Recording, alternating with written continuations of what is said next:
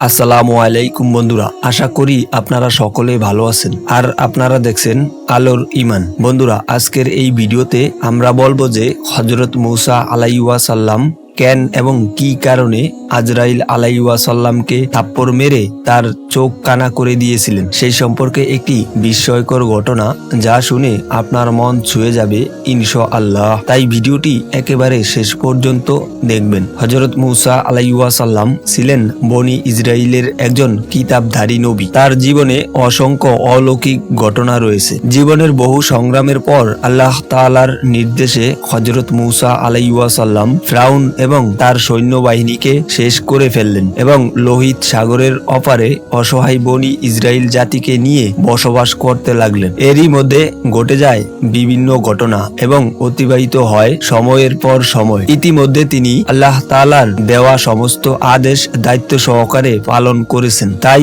এবার বিশ্রামের পালা। তাছাড়া মূসা আলাইহিসসালামের বয়স হয়েছে অনেক। তখন তিনি নিজ দায়িত্ব হযরত ইউসা আলাইহিসসালামের উপর অপহরণ করে নিজে কিছুটা বিশ্রাম গ্রহণ করলেন। শরীরের শক্তি এবার প্রায় শেষ হয়ে আসছে। বয়স বাড়লে এমনই মনে হয়, এটা স্বাভাবিক। মনে মনে ভাবে অতীতের বহু কথা। এমন সময় হঠাৎ করে মালাকুল মাউত বা আজরাইল ফেরেশতা এসে সালাম দিলেন। হযরত মূসা আলাইহিসসালাম তখন আজরাইল ফেরেশতাকে জিজ্ঞেস করলেন, আপনি কি আমার জান কবজ করার জন্য এসেছেন? আজরাইল আলাইহিসসালাম বললেন, জি হ্যাঁ, আল্লাহ তাআলার পূর্ববর্তী স্বাভাবিক নিয়ম অনুসারে আপনার জান কবজ করার সময় এসে গেছে। হযরত মূসা আলাইহিসসালাম জিজ্ঞেস করলেন, আপনি কি আমার জানটা মুখ থেকে বের করে নেবেন? অথচ আমি এই মুখ দিয়ে আল্লাহ তাআলার সাথে সরাসরি কথা বলছি। তখন আজরাইল আলাইহিসসালাম বললেন, তাহলে চোখ দিয়ে বের করে নেব। হযরত মূসা আলাইহিসসালাম বললেন, এই চক্ষু দ্বারা আমি আল্লাহর নূর দর্শন করেছি। তখন আজরাইল আলাইহিসসালাম বললেন, তবে নাক দিয়ে নেব। হযরত মূসা আলাইহিসসালাম বললেন, আল্লাহর দিদার মুহূর্তের যে পরিবেশের বিশ্ব গ্রাণ আমি নাক দিয়ে নিয়েছি। হযরত আজরাইল আলাইহিসসালাম বলেন, আমি অত কথার জবাব দিতে আসিনি। সময় শেষ, অতএব আমার যেভাবে ইচ্ছা সেভাবে আমি জান কবজ করব। হযরত মূসা আলাইহিসসালাম আজরাইলের কথায় প্রচন্ড রেগে গেলেন এবং বেয়াদব বলে তার গালে সজোরে একটি থাপ্পড় বসিয়ে দিলেন। ফলে আজরাইলের চক্ষু দুটি বের হয়ে গেল এবং সঙ্গে সঙ্গে কানা হয়ে গেল।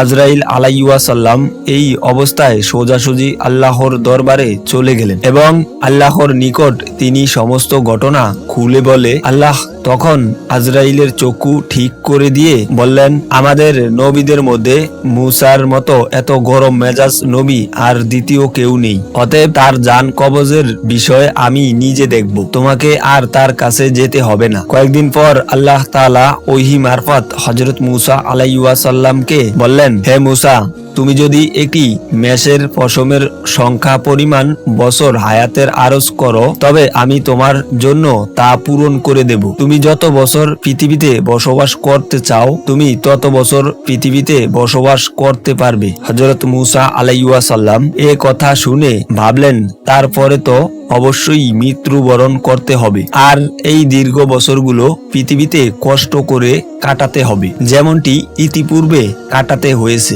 অতএব সবচাইতে নিরাপদ স্থান আল্লাহর সান্নিধ্য লাভ, এটি অনেক উত্তম। তাই তিনি বললেন, আল্লাহ, আমার নির্ধারিত হায়াতের পরে আমি তোমার সান্নিধ্য লাভ করতে চাই। আমি যে তোমাকে বড্ড বেশি ভালোবাসি, তোমার নৈকট্য আমার কামনা করি। তবে হে প্রভু, আমাকে পৃথিবী থেকে বিদায় গ্রহণের পূর্বে আর একবার তোর পাহাড়ে তোমার দর্শন দাও। আমার এই শেষ আবেদনটুকু তুমি কবুল করো। আল্লাহ তাআলা হযরত মূসা আলাইহিসসালাম এর আবেদন মঞ্জুর করে তাকে তুর পাহাড়ে যাত্রার নির্দেশ দিলেন। মূসা আলাইহিসসালাম কাল বিলম্ব না করে সোজা তুর পাহাড়ে গিয়ে পৌঁছালেন। সেখানে আল্লাহ তাআলার নূরের তাজ দর্শন করলেন এবং তার সাথে সরাসরি কথোপকথন করলেন। সর্বশেষ হতে হযরত মূসা আলাইহিসসালাম আল্লাহর আল্লাহর দরবারে আরজ করে বললেন, হে মহান প্রভু, আপনি আমার অবাধ্য কর্মের প্রতি আর কোনো গজব নাজিল না করে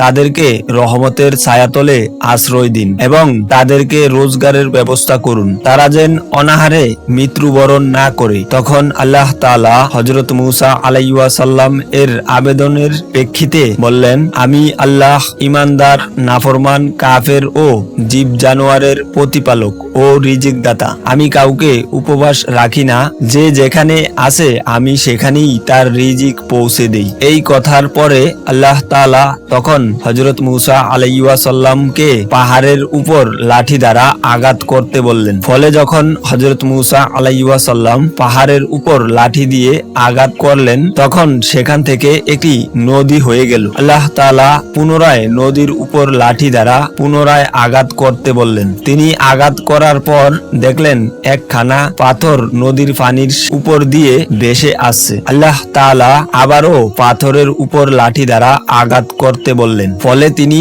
যখন আঘাত করলেন তখন দেখলেন পাথরের মধ্য থেকে একটি ফড়িং বের হয়েছে এবং তার মুখে এক টুকরো কাঁচা ঘাস। এই দৃশ্য দেখে হযরত মূসা আলাইহিস সালাম সেখানে শেষ গঠিত হলেন। কিছুক্ষণ পরে আল্লাহ তাআলার পক্ষ থেকে নবীকে সালাম প্রদান করে বিদায় দেওয়া হলো। হযরত মূসা আলাইহিস সালাম তুর পাহাড় থেকে নেমে একটু অগ্রসর হয়ে দেখলেন 7 জন লোক একটি কবর খনন করছে। তখন মূসা আলাইহিস সালাম তাদেরকে জিজ্ঞেস করলেন, ভাইরা আমার, তোমরা এই নির্জন এলাকায় কার কবর করছো? তারা বললেন, আপনার একজন মহৎ ব্যক্তির কবর খনন করছি, আপনিও আমাদের সাথে এই সবের কাজে শরীক হতে পারেন। তখন হযরত মূসা আলাইহিস সালাম তাদের সাথে কিছু কবর খননের কাজ করলেন। এরপর তাদের মধ্যে একজন বললেন, হে নবী, যার জন্য আমরা এই কবর খনন করছি সে দৈর্ঘ্যে ও প্রস্থে আপনার নাই, তাই আপনি একবার কবরটি মাপার জন্য নিজে ওখানে শুয়ে একটু পরীক্ষা করে দেখুন। হযরত মূসা আলাইহিস সালাম তাদের কথায় কবরে নেমে শুয়ে পড়লেন এবং বললেন, হে খোদা, কত নিঝুম এ জায়গাটি, তুমি আমার জন্য এই জায়গাটি কবুল করো। হযরত মূসা আলাইহিস সালাম এর আবেদনের সাথে সাথে একজন ফেরেশতা এসে তাকে একটি আপেল খেতে দিল। বিসমিল্লাহ বলে যখন তিনি আপেল খেতে আরম্ভ করলেন তখন তার জান কবজ হয়ে গেল। ইন্না লিল্লাহি ওয়া ইন্না ইলাইহি রাজিউন। তখন উপস্থিত ফেরেশতারা হযরত মূসা আলাইহিস সালামকে কবর থেকে উঠিয়ে রোজ গোসল করালেন, জানাজা পড়ালেন এবং তাকে পুনরায় সেই কবরে দাফন করলেন। ফলে কোনো মানুষ জানতে পারল না যে হযরত মূসা আলাইহিস সালামের দাফন কোথায় হয়েছে। বনি ইসরাইল হন্য হয়ে তার কবরের অস্তিত্ব অনুসন্ধান করে বিফল হয়েছে। মানুষ ও জাতির জন্য তার কবরের অস্তিত্ব আজও অজানা রয়ে গেছে। তিনি পৃথিবীতে অনুমানিক 150 বছর বেঁচে থেকে আল্লাহর সান্নিধ্য লাভ করেন। প্রিয় দর্শক, কেমন লাগলো আমাদের আজকের এই ঘটনাটি? কমেন্ট করে আমাদের অবশ্যই জানাবেন। আজ তাহলে এ পর্যন্তই। সকলে ভালো থাকবেন, সুস্থ থাকবেন।